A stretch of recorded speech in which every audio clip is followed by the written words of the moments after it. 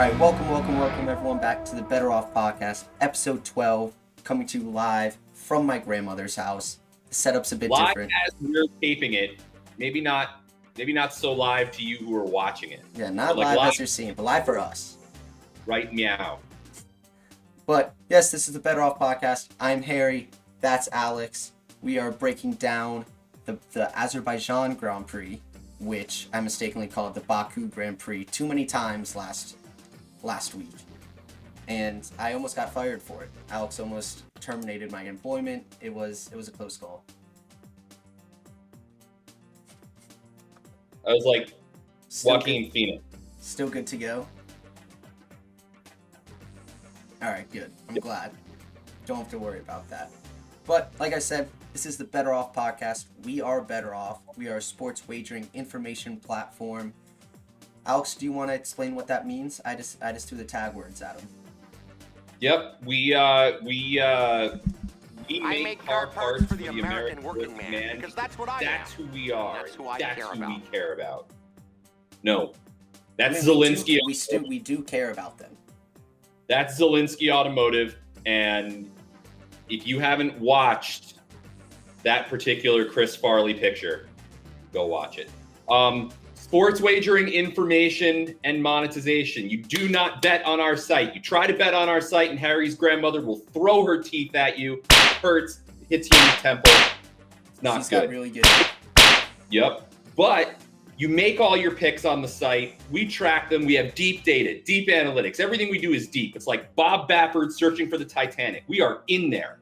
Okay? Like when you're making your girlfriend think that you're thoughtful about stuff. Even though you're like thinking about sports, you're deep. That's where we are. That's how deep our data is. 20,000 leagues under the sea, all of that. We track the data. We track your win rate. We track other people's win rates, but not just wins and losses, because that's an old stat. That's an 80s stat. That's a pitcher's stat. Nobody cares about that stat. If that stat mattered, then everyone would think that Jacob deGrom wasn't amazing, but he is. And it doesn't matter that he doesn't win baseball games. It matters how you perform, and that's what we track. ROI, units gained, weighted win percentage, Harry's grandmother hitting you in the head with her teeth. All of the things that matter, we track them. And then, for free, you get on the site, you check it out, you see who knows, you see who doesn't know. You can follow them, you can comment to them, you can talk trash to them. You can start your own pro channel if you're good at this stuff and charge other people for access to your picks, or you can pay for access to their picks if they decide they want to turn pro. You can turn pro. You can go out to the bars and tell ladies, hey, I'm a professional sports handicapper. And then you can think of something better to tell them because that's not going to work on any of them. But you can start with that and you can buy them a sports analyst. Yes, even better. But you respect the personal distance. I don't even know what that last part was. That was just like my sister in the back of my head telling me to be respectful. But that's who we are. That's what we do. That's Harry's grandmother throwing stuff at me. Let's get into the Azerbaijan Grand Prix. Grand Prix. Well, it all started kicking off in practice, right? People just forgetting to turn. Just forgetting to turn into turn 15. Turn 10, turn 18. Just carnage. Just laid on the brakes into the wall. Laid on the brakes into the wall. Clearly, nobody else was watching the practice to get on the radio and be like, hey, Lance Stroll, get on the brakes. But nope. Hey, I really liked... Get on the brakes. Nope. I really liked the difference in just like thought processes between the drivers. Because some drivers saw their impending doom and took the runoff road that's right there, but other drivers were too, proud. Was that Sainz? Who was it who crashed in front of him? Tsunoda crashed in front of him in qualifying, and Sainz took the runoff road. And Sainz took the runoff, but still managed to like blow up the front wing of the car. Yeah, I don't know. In practice, people were just committing to the turn, even as they came in 20 miles an hour too hot. This was fun. This was a lot of this was a fun race. It was fun practice, fun qualifying. This was a lot of fun. Yeah, and that's a great segue into qualifying, Alex. Our boy, Charlie Boy, Charles Leclerc. Charlie! His Another second pole in a row. And this time he even managed to do it without wrecking. Yeah, someone else wrecked for him. Yep. Proving once again that especially on a street circuit, don't be greedy. Don't be greedy. Get out there and get your lap in early, because you never know when some dumb fool is going to run into the wall, blow up their car, and they're just going to red flag the session and end it. Get out there, get your laps in on these street circuits. You never know when these things are going to finish. Do you know how many red flags there were in a qualifying? It was tied for the most ever. 73 is close. 4. But 4. Come Rounded on, guys. To 73. Rounded up but to yeah, 73.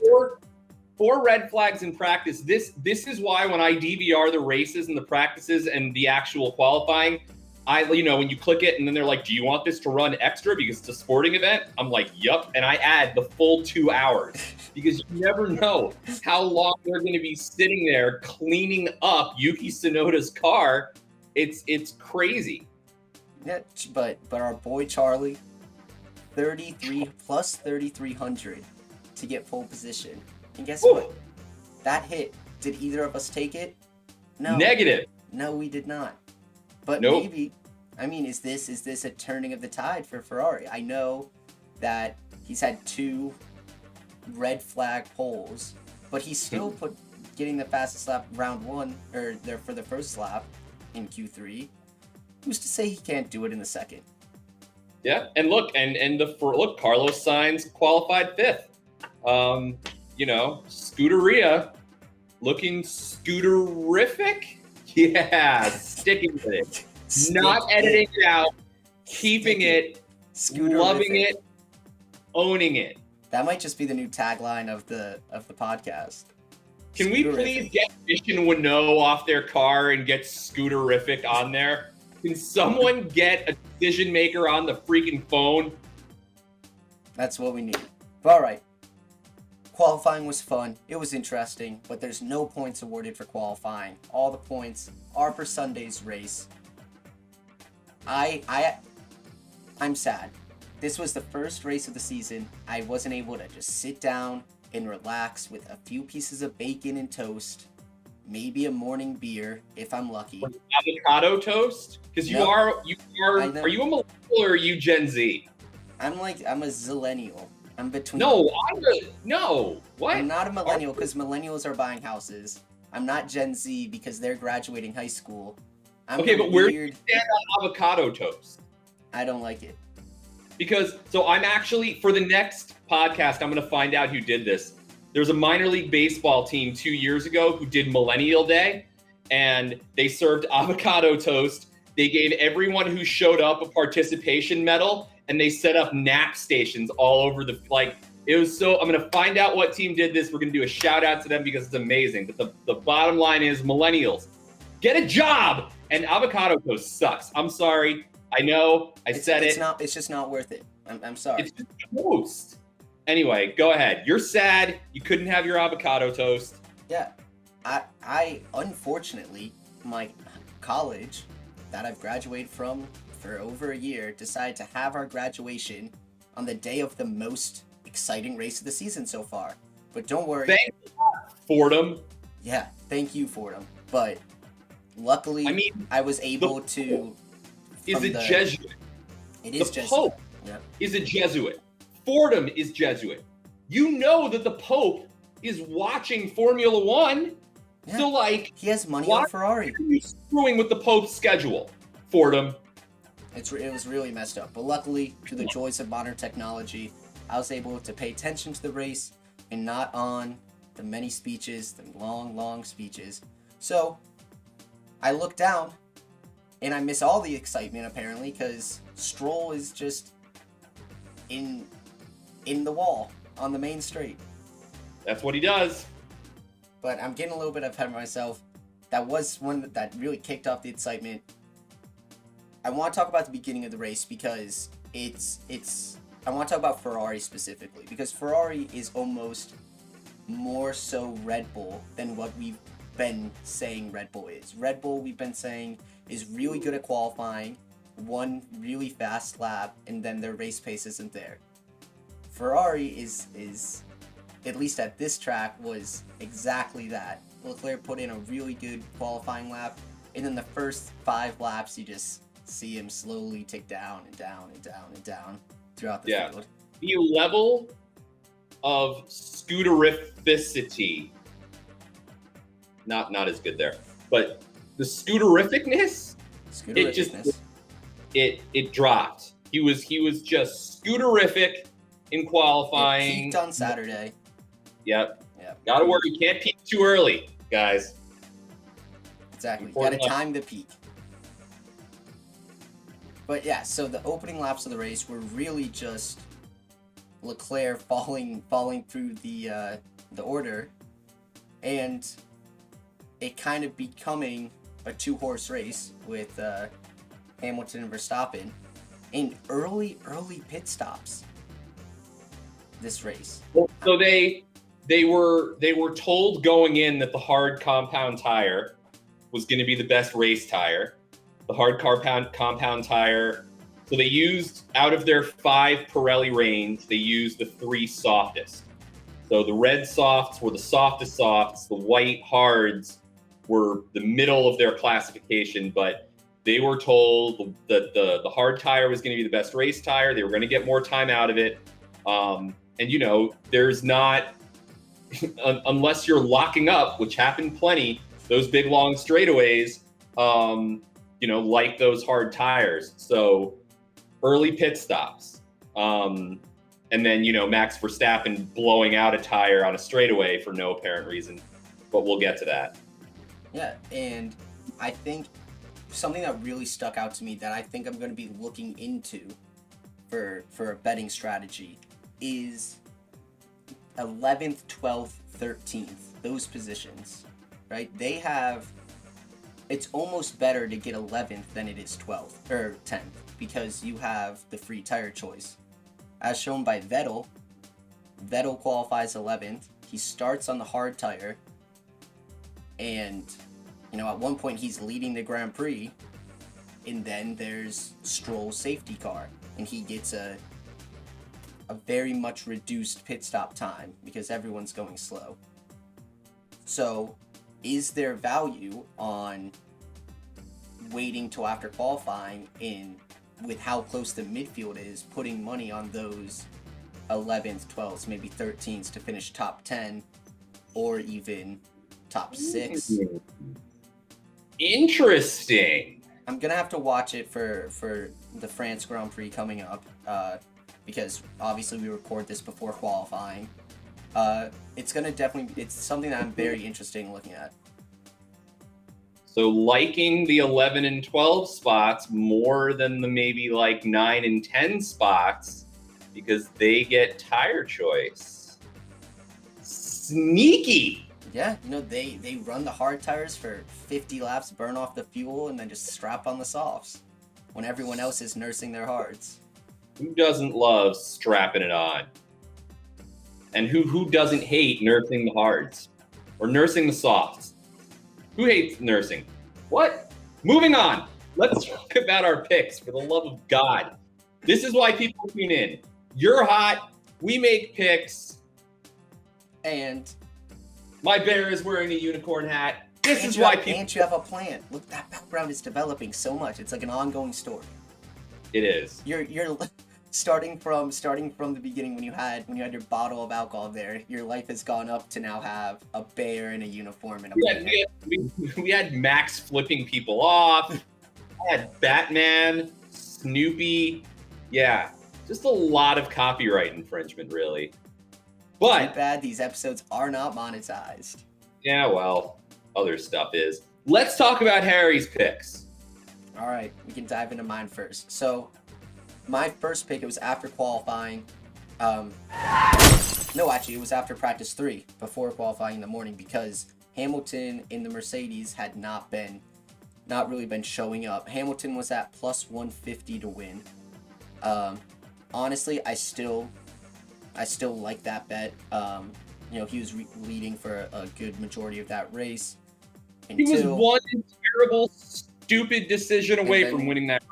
Yeah, at that restart, it seemed like he had Checo, but these brakes are temperamental because they cost probably $50,000 each to make, and he messed them up. So my chances blew up on that bet, just like his brakes. So, but where I won some back, I had Vettel top 10 at plus 100. I don't know why, but I just really liked Vettel this weekend, and maybe I should have been more bullish and took him top 6 because he finished on the podium. But that was a win. And then after qualifying, I got Stroll at top 10 at plus 250. He crashed out of qualifying in Q1, so he started second to last, only in front of Antonio Giovinazzi. But I Great thought, hair. Great hair. I thought that him getting the free choice of tires would get him a chance at top 10. And it showed that Aston Martin had that strategy locked down because of how well Vettel did. But unfortunately, Stroll's tires did blow up on a straightaway. How horrifying is that to crash going 200 miles an hour on a straightaway? When just like everything's cool.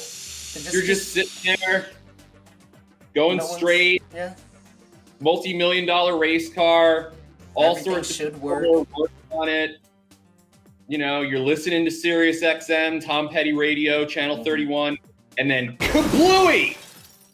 Then, which was insane to see. And then, lastly, after qualifying, I had both McLarens to finish in the top 10 at plus 100. So ballsy. Danny Rick starting 13th. Danny Rick. And Lando starting 6th. That was a two-unit bomb. So ballsy with Danny Rick driving a car that's made of God knows what, that they're making changes to every 15 minutes. He crashes into the wall in qualifying. He's all over the place, and you like him top 10 and you hit it. By the skin of your freaking teeth, you hit it because it took Hamilton falling off the course and Stroll having an inexplicable tire failure. But you hit it. And Verstappen. So, like, if the two things that never happen don't happen, which is Hamilton and Verstappen both having catastrophic failures, Danny Rick finishes 11th. But he finished 9th. That's what happened. You hit your bet. Hey, it's what I say at the craps table. You got to get lucky sometimes, right? And I throw it on Snake Eyes. You got to get lucky sometimes. I don't know what to do with that. That's good thinking. But yeah, so that was it was a lot fewer bets than I usually play on an F1 weekend. A lot of hungover early mornings that I couldn't get my bets in. But so I went 2 and 2 for 1 unit gained. So not profit's profit. Got to take it when you get it. I mean, look, we don't know. Maybe you're betting $10,000, and that's a big unit. Exactly. I actually just that 1 unit will buy me my new car. So I mean, it's no biggie. We don't know. That could be a Randy Johnson size big unit. We don't judge bet size. We judge units gained. There we go. So how about you run us through your picks in your thought processes? I got plus money for Lewis Hamilton. As I have said before on this podcast, under oath in front of the grand jury, to my parole officer, to Her Majesty the Queen of England, if you give me plus money on Sir Lewis Hamilton, I am taking that to the bank. And if Lewis hadn't have, smoked his brakes, he would have gotten around Checo. He would have won that race. But he finishes out of the points for the first time in 58 races? Something ridiculous like that. Like, I don't even know what to do with that. That's like the first George Bush administration. That's like before color television. That's how long it's been since Lewis Hamilton finished out of the points. So I lost that, but I'll stand with that all day, every day. Fernando Alonso, top 10, plus 165. Hit it. Love it. Fernando Alonso has quietly been turning in better and better laps and better races in that McLaren. He's a wily veteran. Wily and wiry. He's both. He's a veteran. He won me money. Carlos Sainz, who I liked top 6 at plus 125, didn't get it done. Finished 8th. Respectable. Somehow finishing behind Yuki Tsunoda. I don't know how the hell that happened. But it's just the Ferrari. He only went backwards, starting 5th, really good. Yeah. Qualifying, but yep, not quite as Scuderific as I would have hoped, but I liked it at plus 125.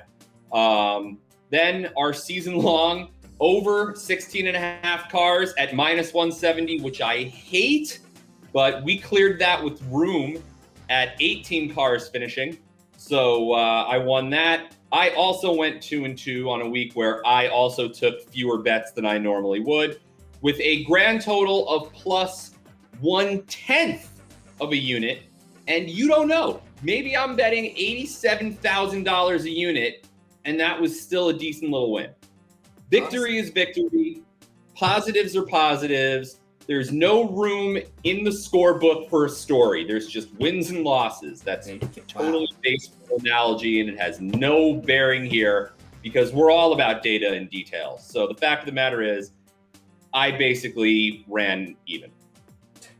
Just about. With a little extra on top.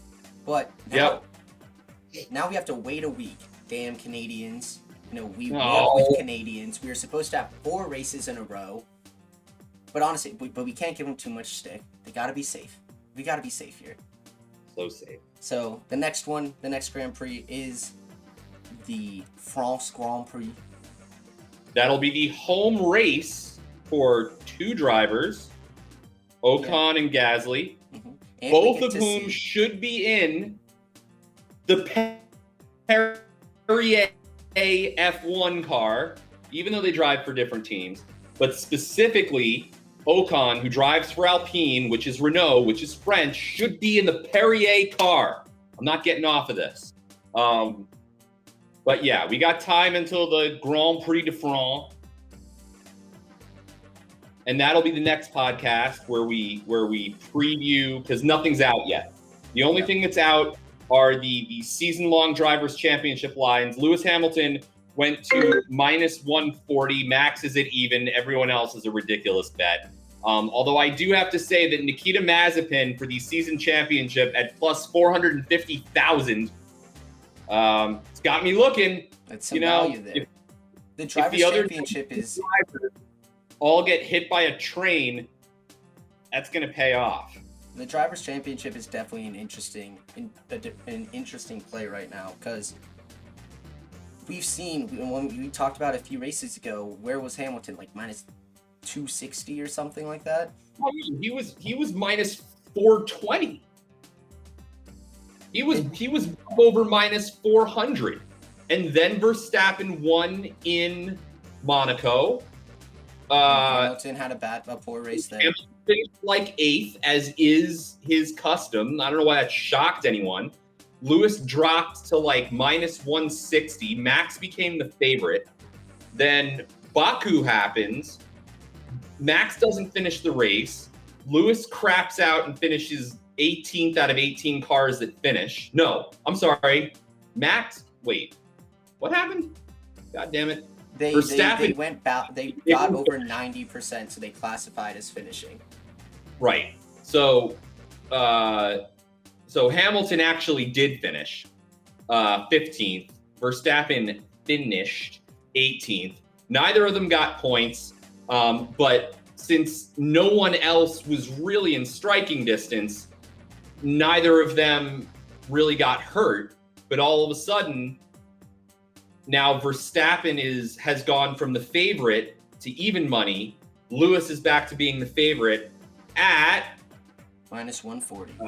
Minus 140, which I still think is a crazy good price. I think that is a steal for Sir Lewis Hamilton to win the Drivers' Championship. Sir Lewis, the queen herself, is falling over her robes to call this in. Lewis Hamilton, minus 140. Hit it. Because it's it's completely inconsistent with what we've seen throughout the rest of the season.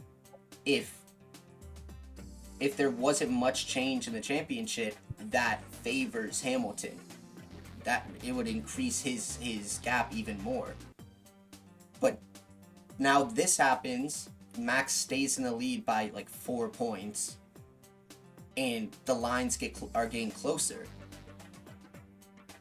Yeah, it's a virtual tie. It's like they were really, really banking on Max to win this race. But even if that had happened, they weren't betting against Lewis to finish on the podium, so he wouldn't have picked up. It's a little odd. It's almost, it's like they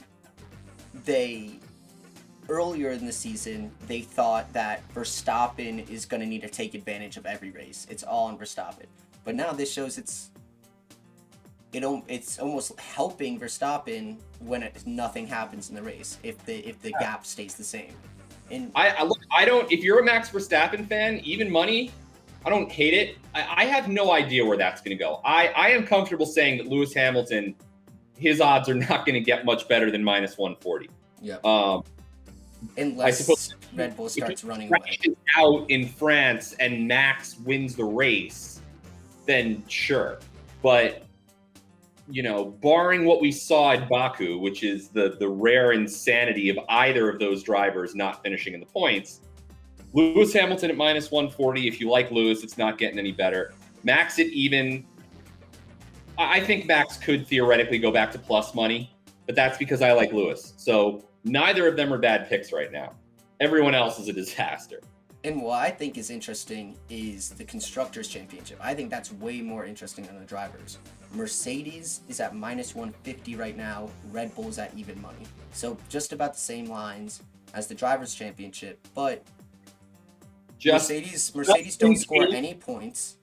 Just in case Valtteri, it shows the value. They think Valtteri brings a little bit of value, and they think Checo brings none. Right. But which is hilarious. We've seen both drivers struggling. Bottas struggling more than he's probably ever struggled in Mercedes. But Perez has an excuse. It's a brand new car. Bottas really doesn't. No points were given to Mercedes this week. Bottas finished in 13th, I think, 12th. And Perez wins the race, which we haven't congratulated Checo at all. We wanted to see this. We've been hard on Checo, but it's glad to see him back up there. But it's interesting, right? So Lewis is minus 140 to win the championship. Mercedes is minus 150. So that means they're assigning a little bit of value to Valtteri. Yep. Max is even money to win the championship. Red Bull is also even money, which means they're assigning no value to Checo. But in the individual championship, Checo is plus 6,600, while Valtteri is plus 15,000. And what this means is that they think that Checo has the best outside chance of winning the whole thing, but that on a week-to-week basis, he's also more likely to just finish out of the points completely.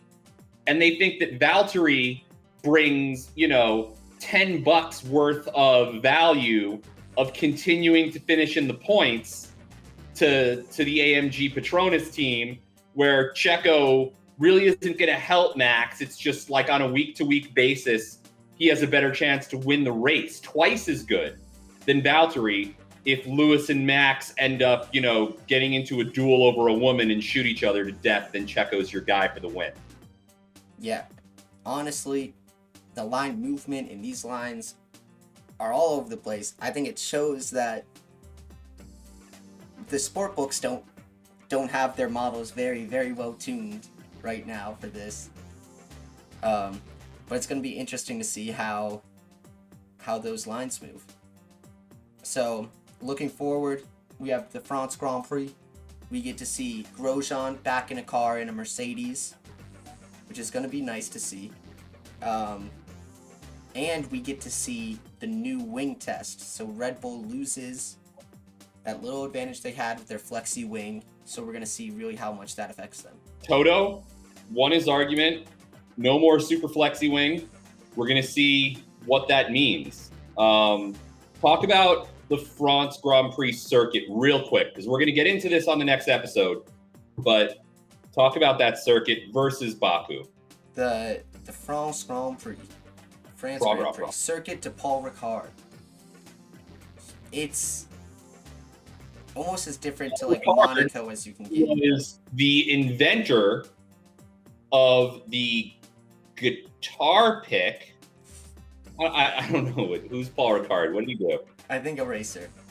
Okay. I should probably know that, but All right. yeah. So it's similar to Baku as it with two pretty long straights, but not nearly as tight in some sections. It's gonna be a race where the flexi wing for Red Bull could have come into play. There's a few really fast corners on the circuit. Honestly, it almost couldn't happen at a worse time for them. So we're really going to see how much it does affect them. So I'm excited for it. It usually gives us some good races. It is slightly boring because no one ever crashes because there's 100 yards of runoff area everywhere around the track. No gravel, just really, really sticky pavement that slows them down. Well, so it's going to be interesting to see what the safety car and VSC bets and the over-under 16.5 cars to finish bet is going to be this week. I'm excited for VSC because I think a VSC is exactly made for a circuit like France. Just if a car is 50 feet off the track, you don't need a safety car out there. You just need them to slow down a bit while they clear it. So it's going to be interesting to see. It's going to be fun. We will have that breakdown coming next week, along with a few new faces, a few new sports to discuss. There's a lot of stuff coming down the pipeline that we're really excited for. Yep, we're gonna have some NBA chatter. We're gonna have some PGA chatter. We've got new people talking at you, so you don't have to keep looking at us. All sorts of interesting, fun stuff coming at you on the BettorOff Podcast, and then other podcasts brought to you by BettorOff. There you go. Yeah, so make sure you like, subscribe, keep up to date with it. Comment down below who Paul Ricard is, because I'm pretty sure he did invent the guitar pick.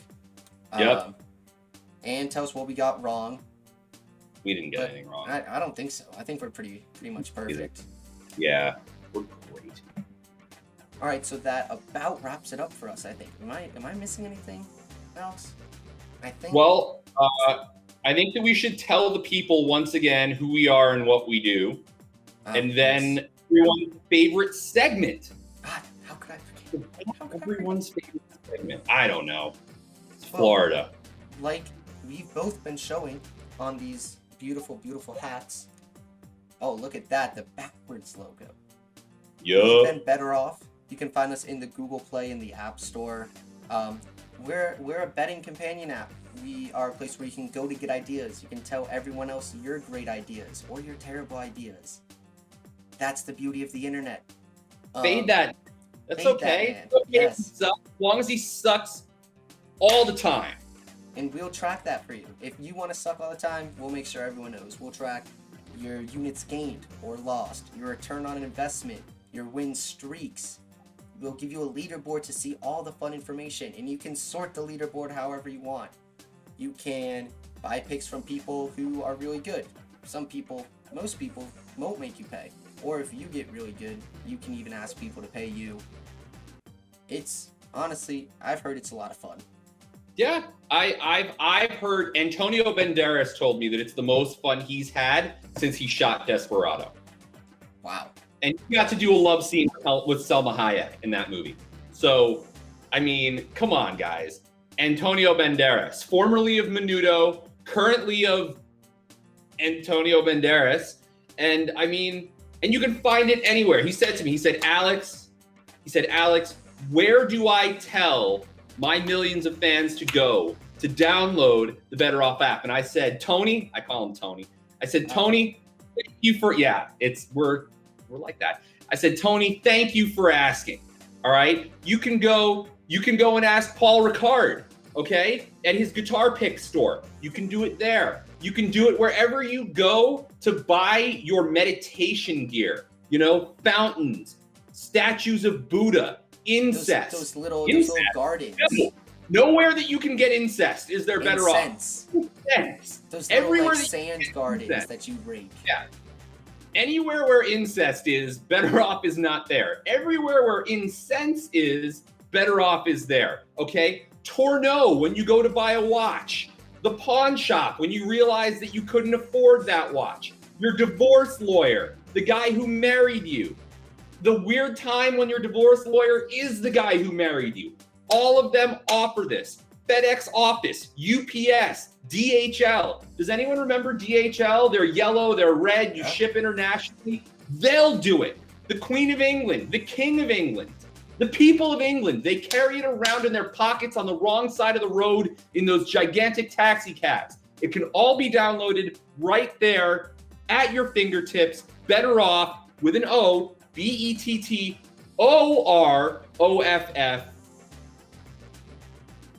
That was beautiful. It's Orwellian, okay? We are everywhere. It's like the Borg. Is that a good thing?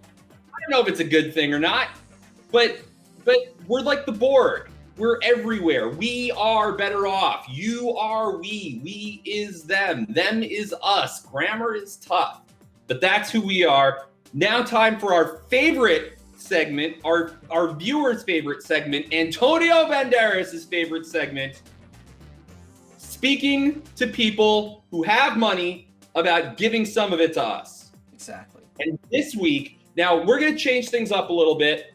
We've asked for billionaire money from Lance Stroll. We've asked for 100 millionaire money from Toto Wolff. We've asked for a crap load of money from Perrier. From Perrier, which is parented by Nestle. Taylor Swift, who has some pending litigation against me. Big time people, big time corporations, big time names with big time money. This week, we're going smaller. We're going to scale it down. And since he's already at his grandmother's house, and since she's been sending him birthday checks forever, we're going to ask Harry's grandmother for some money. Nana D'Agostino. Nana Dags, we're asking to partner with us, to write us out some $49 birthday checks with a memo that says, I love you, Smushy, and we will take that and we will use it to, make the best thing we can with it. Plant trees in Israel and whatever it is your grandmother thinks you do with money. But we're probably just gonna, buy alcohol to watch the France Grand Prix. Exactly. We're going for champagne. Yes, Nana, bring it in, Nana. Man, join the Better Off community. Just support your grandson. Support your grandson's friends. Support your future granddaughter-in-law who also supports us.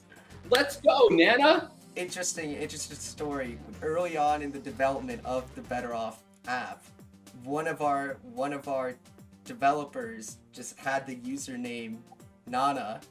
And I had to text my parents and was like, did she somehow get the app? But no, she did not. But she will now. She'll be on there as Nana Dags 12. There you go. Don't know why, but that's what it's going to be. Nana Dags 12. Hook it up. We'll take paper checks. No one writes paper checks anymore. You can put it inside of a card. We'll read the card first. We'll keep it. We'll put it up on our board. It's so that everyone knows, because the card, you can't open the check first. Ladies and gentlemen, do not open the check You got to first. ignore the money and read the card. It's a bad look. We all know that that's what you're looking at, but read the card. Nana put time into this. Make sure to give a thoughtful thank you as well, and call them. Yeah. I get yelled at for not calling enough. Yeah, Nana, thanks for the $49.99. Better off, even if it is in a 10-year treasury note that we're gonna have to wait for. But that's okay. Israel bond. Even if she does think you're gonna use it to go buy a Super Soaker at Toys R Us, which is now out of business, it doesn't matter. She's your Nana. Exactly. And that's a great sentiment to end it on. Make sure you call your grandparents. Tell them you love them. And then politely ask for $49.99 to buy a Super Soaker. $19.99. What do things cost these days? $12.99? I don't even know. I don't know. Money's not real. We're in a simulation, and Ooh. Elon Musk If we're, has got there. if we're in the Matrix, all we need to do is realize that there is no money. But there it is, okay? We have very nicely and respectfully made a pitch to Nana Dags to come on in, join the Better Off team. We found out who invented the guitar pick, and named a racetrack after him. That's right. And so invent something. Who knows? And we teased our next episode, which will be next week. We'll be talking about the France Grand Prix, and yeah, that's it. We're done. Harry's gonna go lay on the beach. I'm gonna go not lay on the beach because I'm in New York. Hey, you had your time. You had your time a few episodes ago. I did. I was in Sawgrass, in Jacksonville, which I don't think has a beach, but whatever. Does Jacksonville Anyway, serve the beach? That's it. We're done. It's over. I've been Alex. I've been Harry. Hopefully next week will still be Alex and Harry, but you never know. Tune in to find out. Be safe. Watch F1 and call your Nana. Check it. Make sure everything's okay. All right. That's it. We're out.